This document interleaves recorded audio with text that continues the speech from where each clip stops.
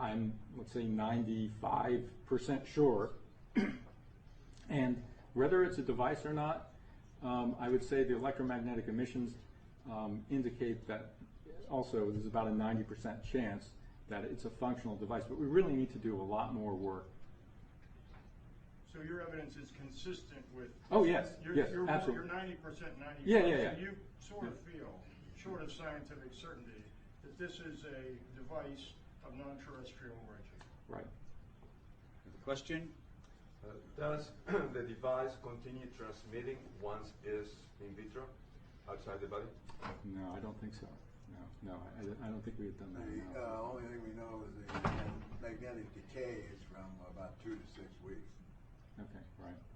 So it loses its magnetism once it gets outside the body? It doesn't seem to emit anything else after that time, yeah.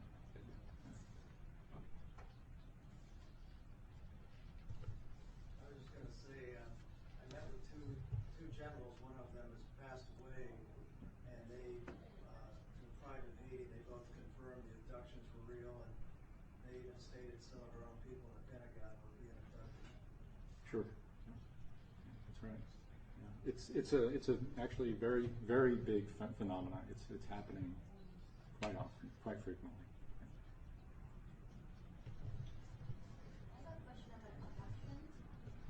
When this 2% of U.S. populations are abducted, how long they are gone? And how long later they come back? Well, there's, yeah. Do you want to answer that one? Because there's many different, The abduction phenomena involves, in linear time, varying amounts of time. Now, I've studied these cases over a period of number of years. And as you know, the Travis Walton case is a case in which the individual was taken aboard a craft, and it was days later before he was returned in linear time.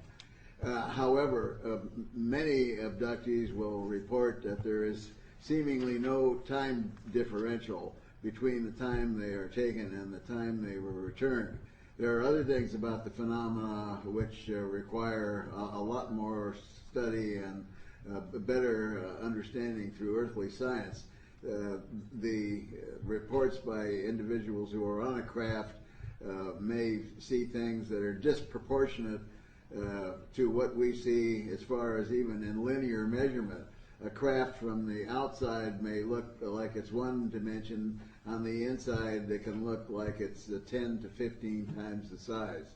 So to answer your question, as in linear time, that's the best example I can give. It's either from 0 to the longest known case is about 7 days. Okay. Other questions? Question right there. Yes. Yes? Speak up, please. Oh, okay. So, when people are gone for 7 days, your families and friends are worried about that, but we don't have so many abduction reports. That's true, because the average abduction case, they are not gone for 7 days. And the Travis Walton case was a rather unusual case, which I won't go into, but the family and the police department of Snowflake, Arizona were looking for this man. He was a forester, and he was with a crew, and the crew had been taken in and accused of kidnapping and murder. So this is not typical of an ordinary abduction case. Our time is short, so we need more. The abduction phenomena, contactee phenomena, is vast. The resources are enormous. You can go out and spend many weeks reading it. If you got a question specific to this implant's extraordinary physics, any questions there? Any more? Okay, would you go ahead and sit down, please? Thank you so much, gentlemen.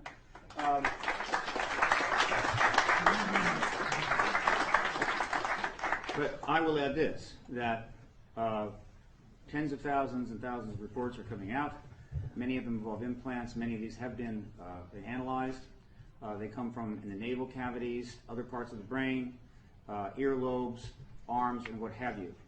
It's extraordinary physical evidence. I point this out not because I believe it's necessary to confirm ET presence. That's been proven many times over. In fact, it was proven by 1952.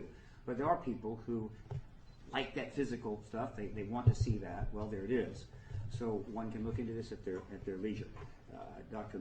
Learwood and Alex will be available afterwards, all right, and you can question them then. Now, I'm going to bring this now to a close. Some housekeeping things very quickly. Alfred and Dr. Alexander, your ride will be waiting for you at 12 directly downstairs. You want to get downstairs out the 14th Street entrance, about 5 of 12, and you'll be gone. It's Jeffrey Jenkins, all right? Secondly, all speakers and activists connected to PRG and special PRG guests are to meet in the 4th Estate restaurant for a working lunch for the next few hours. You can go in really any time. They're kind of set up, but we'll get underway around 12. Again, to finish, this is the Paradigm Research Group press conference after the X Conference 2009 held at the Hilton Gaithersburg. It will be held again in April of 2010. I believe, as I've said publicly on many, many radio and television programs, that the Obama administration, through the nature of who they have appointed and other indications and other information I'm receiving, has made a decision to disclose the ET presence. But that is, of course, an assessment. They are certainly not saying anything. All right? However, the window of opportunity is very, very wide. We are encouraging the administration, which has dedicated itself to open and transparent government, to commit the ultimate act of openness and transparency, and to do it immediately before this truth embargo becomes its embargo, and it has to explain its reasons for delay at a critical time in the human race's, how would you say, development on multiple fronts. If it does not disclose by the end of May, this is not a threat or anything, this is fair. Don't threaten the United States government. They're heavily armed. But the first 100 days plus 30, because I have to admit this gentleman came into a rather extensive array of very profound problems. So we're providing an additional 30 days. If disclosure is not taking place, PRG has a substantial network and quite a bit of documentary evidence connected to this, particularly politically, particularly to the Rockefeller Initiative and the Clinton administration, and we are going to be extensively putting that out to the media. And we're just going to make it as difficult on them as possible. We don't want to, but sometimes that's necessary. And finally, if they choose not to disclose by the end of May and wait, maybe they want June, maybe July, or whenever it's convenient, there is a very real possibility, I believe above 50-50, that another nation will in fact act proactively on their own and disclose the extraterrestrial presence.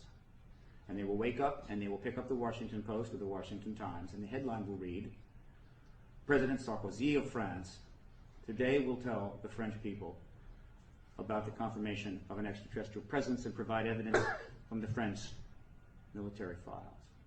And we will follow and they will lead. That's what's at issue today. I think it's a pretty big issue. We're getting a lot of calls for Dr. Mitchell to appear on some very fine shows. That may not be possible right away. He has some substantial demands on his time. But believe me, he wants to do those shows, and we will do everything we can to service those requests. But I hope those requests will keep coming in after this is maybe faded just a touch out of the news cycle. I thank you so much for coming today. We look forward to perhaps another press conference, maybe after disclosure, in April of 2010. Thank you.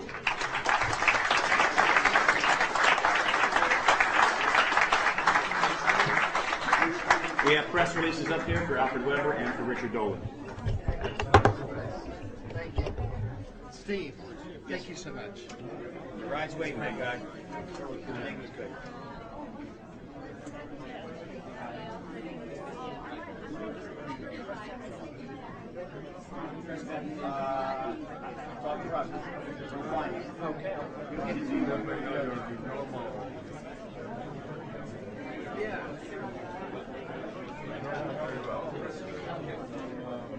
Roger? Yeah, you need to get a lot of that. They can certainly get you one by May.